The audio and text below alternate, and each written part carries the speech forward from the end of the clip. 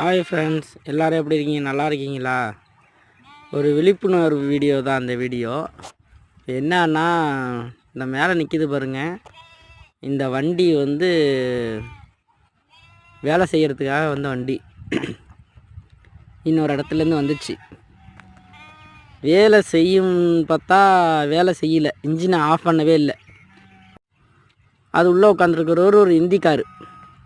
அவர் அந்த வண்டியை எடுத்து மூவ் பண்ணுவார். மூவ் பண்ணி அங்கேருந்து இப்படி வந்து ஒரு நிறுத்திடுவார்.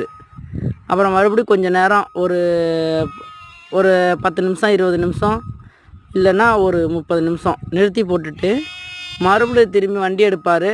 அங்கேருந்து வந்து அந்த பக்கம் வந்து திருப்பி போட்டுருவார். இப்படியுமே போட்டுக்கிட்டு இருந்தார்.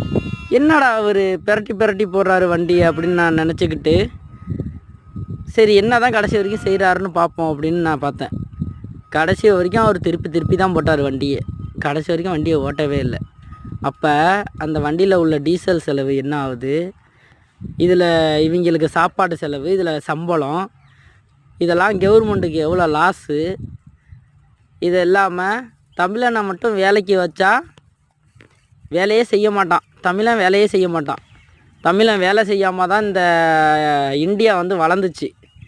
இந்தியாவில் வந்து அனைத்து பேரும் தமிழன் இல்லாமல் தான் இந்த இந்தியாவே இதாகிடுச்சு.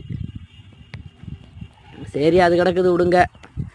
இன்றைக்கி வந்து இந்திக்காரன் வந்து ஒரு நாளைக்கு வந்து 12 மணி நேரம் வேலை பார்க்குறான் அப்படின்னு சொல்கிறாங்க. 12 மணி நேரமாக வேலை பார்க்குறான். அவன் பார்க்குற வேலையை பாருங்க.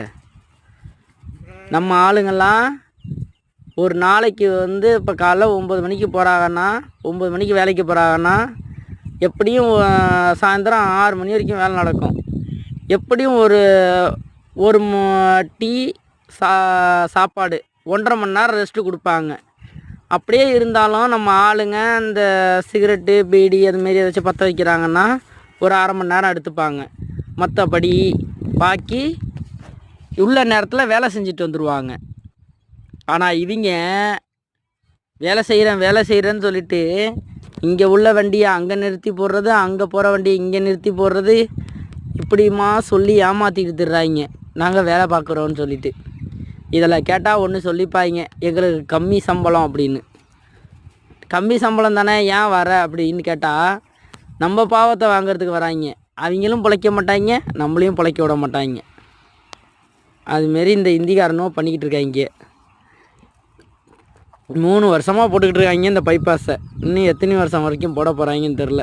கவர்மெண்ட்டிட்ட உள்ள வரி பணத்தெல்லாம் பிடுங்க போகிறாங்க.